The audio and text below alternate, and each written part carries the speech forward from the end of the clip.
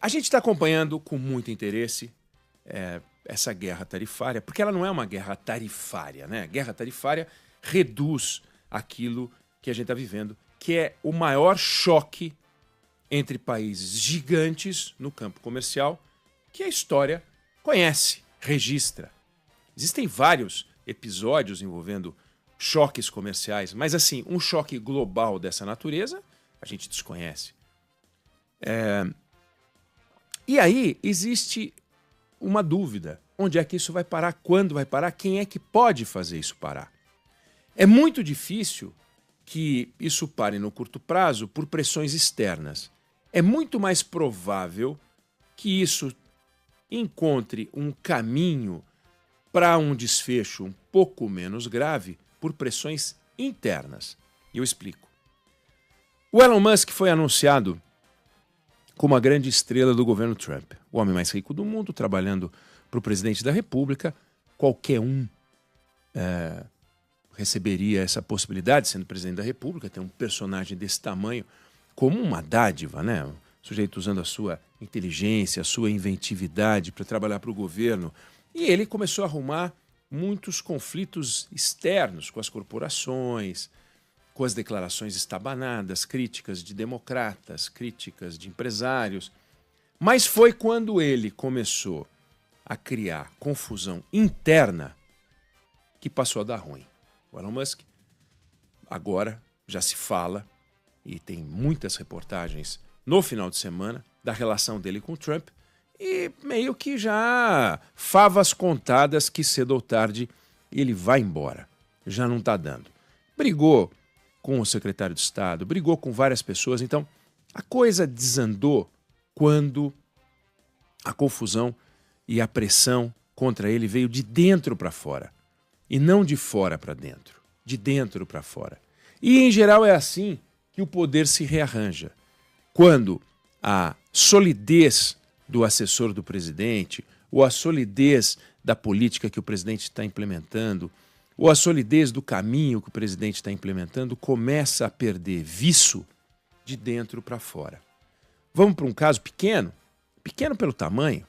Jair Bolsonaro, presidente da República, toma posse e monta um governo avesso à política, avesso aos partidos, distante dos partidos, de costas para o Congresso Nacional. E eu poderia citar outros tantos casos, só quero contar este, porque ele é mais recente.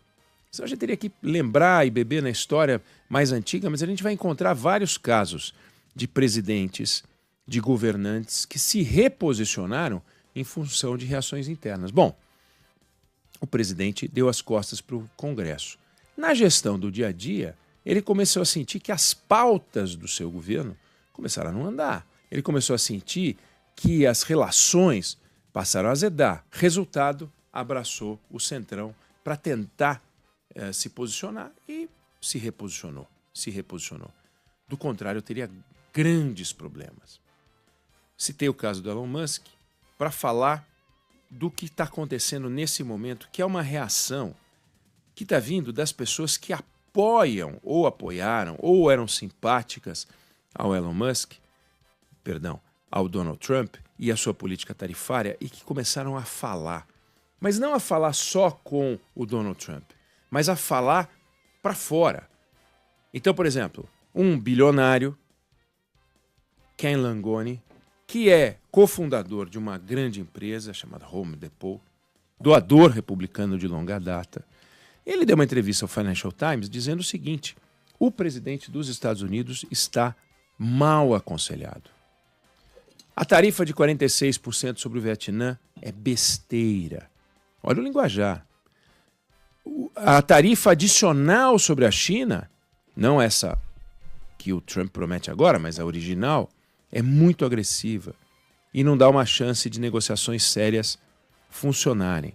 Não entendo a maldita fórmula. Maldita, ele poderia ter dito a fórmula. Acredito que ele foi mal aconselhado para essa situação comercial e a fórmula que ele está aplicando não funciona. Bilionário, apoiador do presidente, e que está criticando e entende que tarifas acima de 10% são indefensáveis. Outro investidor bilionário, eu estou falando sempre de bilionários, hein? O próprio Elon Musk se posicionou contra tarifas. Um outro que é mentor do secretário de Tesouro americano, também opinando, mas indo para o X, para o X para poder falar, o velho Twitter, dizendo não apoio tarifas desse tipo, tarifas que excedam 10%. Bill Ackman, também apoiador de Trump, na campanha de 24, bilionário, e ele disse o seguinte: essas tarifas são um grande erro de política. E assim a gente vai, até que a gente chega naquele que talvez seja a voz mais equilibrada, mais influente do mercado americano, uma das mais influentes no mercado financeiro, seguramente a mais influente, que é o presidente do JP Morgan, Jamie Dimon. Para você ter uma ideia do que é o JP Morgan, que é o maior banco americano, você pega o volume de ativos do Itaú, do Bradesco, do Santander e do BTG, soma. Cria um banco que é a fusão desses 4. Aí multiplica por 4. Esse é o JP Morgan, entendeu? Você pega os 4 maiores bancos brasileiros, privados, soma os ativos, multiplica por 4, dá o JP Morgan. Esse camarada é um dos banqueiros mais influentes do mundo. E seguramente o banqueiro americano mais influente, o maior banqueiro americano. E diz que o salário dele é o dobro do salário da Débora Alfano. O ano passado ele recebeu quase 40 milhões de dólares, Débora. Então, metade do meu, na verdade. Não é o salário bruto dos dois, né? Que tem que ver aí, tem o bônus, tem o bônus, calhos. Exatamente. E aí, ele disse o seguinte, claro que muito mais cuidadoso, mas essas tarifas, provavelmente, ele é banqueiro, então ele enfia uns provavelmente, aumentarão a inflação e estão fazendo com que muitos considerem uma probabilidade maior de recessão. Uma declaração que ele não precisaria dar. Quanto mais rápido esse problema for resolvido, melhor, porque alguns dos efeitos negativos aumentam cumulativamente ao longo do tempo e seriam difíceis de reverter. E assim vai. Aquele que foi secretário de comércio do Trump no primeiro mandato disse: é mais grave do que eu imaginava. O Financial Times fez uma reportagem extensa listando as declarações de pessoas que sempre, não digo que são generosas com Donald Trump, todas, mas tem uma percepção positiva do Donald Trump, ou da vitória do Donald Trump, e que tomaram um susto com essa reação. Uma das críticas frequentes, e um personagem frequente que aparece nas críticas, é um ser polêmico, que é um economista, que ele é tão polêmico quanto o Elon Musk, mas ele não é tão famoso. O Elon Musk é um personagem das redes sociais, o Elon Musk é o homem mais rico do mundo. Então, o Elon Musk é conhecido no planeta todo, né? O Lula falou do Elon Musk, a primeira-dama xingou o Elon Musk do Brasil, né? Se a primeira-dama tivesse xingado este personagem chamado Peter Navarro, que é o conselheiro do Donald Trump para assuntos econômicos na Casa Branca, ninguém saberia. Falou, mas quem ela está citando? Pois esse Peter Navarro é o personagem por trás dessa política de tarifas. Ele foi um personagem secundário no primeiro governo do Donald Trump, mas agora ele está ganhando um brilho muito grande. Trabalha em parceria com o secretário de Comércio americano, e ele está ganhando um espaço muito grande, a ponto do Donald Trump se referir a ele como o meu Peter. O meu Peter. E esse meu Peter escreveu um livro em 2011 chamado Morto pela China, em que ele detona a China, mas não é que ele detona comercialmente, não. É de uma agressividade. Aliás, ele deu uma entrevista ontem para a CNBC. E pancada. Ele fala, num outro livro que ele escreveu, que você tem que ser louco para comer comida chinesa. Quer dizer, o camarada não é que ele tem problemas com uma concorrência entre a China e os Estados Unidos, não. Ele vai na jugular. E escreve coisas como: só os chineses podem transformar um sofá de couro em um banho de ácido, um berço de bebê em uma arma letal e uma bateria de celular em estilhaços de cortar o coração. Quer dizer, ele é muito agressivo. E esse camarada, ele tem um peso muito grande no governo Trump. E ele foi nomeado conselheiro econômico sênior da Casa Branca. Ele é formado em Harvard, não é um personagem qualquer. Mas todo governo consegue ter um personagem assim, né? Todo governo consegue ter um Guido Mantega, um ser que dá as cartas na economia e é polêmico, para dizer o mínimo. E o Peter Navarro é esse personagem. Hoje, ele é mais importante no desenho governamental dos Estados Unidos do que o Elon Musk. Porque o Elon Musk já colocam na condição de favas contadas, aquele que já foi. E o Elon Musk está contra a política de tarifas, porque a política de tarifas atinge o projeto empresarial dele em cheio. Porque você pega a Tesla, e a Tesla tem uma relação essencial com a China. É bateria, é estrutura, é montagem, fábrica e tal. Como, aliás, as grandes economias, as grandes empresas americanas todas. Os Estados Unidos já tiveram experiências lamentáveis com guerra de tarifa. Teve uma experiência nos anos 60 em que a Europa resolveu sobretaxar, colocar um sobrepreço, na verdade, no frango americano, que estava invadindo a Europa. Eles falaram, o frango americano está invadindo a Europa, em 1962. Resolveram colocar um sobrepreço. Os americanos responderam colocando uma tarifa de 25% nas caminhonetes europeias que entravam nos Estados Unidos. O saldo final, 25%. O saldo final disso foi: o frango ficou mais caro para o europeu, a caminhonete ficou mais cara para o americano.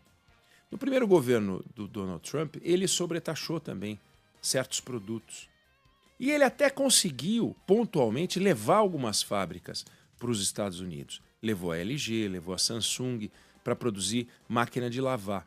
Só que o espaço para as empresas americanas, entre elas a Whirlpool, no mercado americano, cresceram não só para máquina de lavar, mas quem compra máquina de lavar, muitos acabam comprando máquina de secar.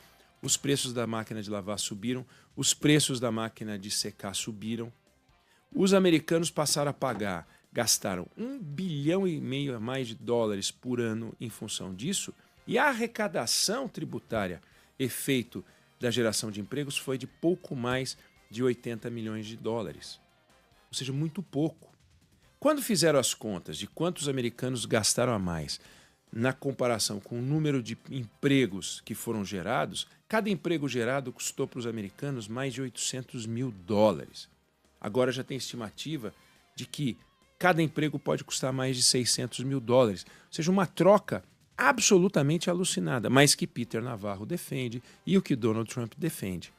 Como a China é contra, o Vietnã é contra, o Brasil é contra, a Europa é contra, o planeta inteiro é contra, mas ele já sabia disso, não há muita novidade para o Donald Trump ver a reação internacional. Mas o que talvez ele não esperasse é uma reação tão forte daqueles que eram simpáticos a ele, são simpáticos a ele, os empresários que em geral falam menos do que estão falando, e todos falando de um jeito que o Donald Trump não quer ouvir. Ele poderia imaginar, não, eu estou aqui defendendo os interesses americanos, vamos fazer a América grande de novo, então, todos aqueles que participam do projeto da Grande América vão estar do meu lado. Pois não estão. Não estão. E não é o povo, que também tem uma importância muito grande, mas desde já empresários graúdos batendo. Então, se existe uma possibilidade de haver uma mudança de cenário, da mesma forma que Musk deve ser expelido de dentro para fora, essa política pode encontrar uma mudança provocada de dentro para fora. Mas como é que o Donald Trump consegue uma saída honrosa? Porque ele tarifou o planeta, ele vai fazer aquilo que a gente comentou na semana passada, quando entrou Franklin Roosevelt em 32 e a partir de 33 ele começa uma política de conversas bilaterais, ou seja, adia o início da tarifação geral e vai conversando pontualmente aqui e ali para tentar reconstruir. Isso a gente não sabe, mas se tem uma chance de mudar, é de dentro para fora, é o que parece, e as reportagens que estão sendo feitas são inúmeras. Eu não sei se você concorda, se você discorda, mas essa é a opinião que eu tenho sobre o assunto.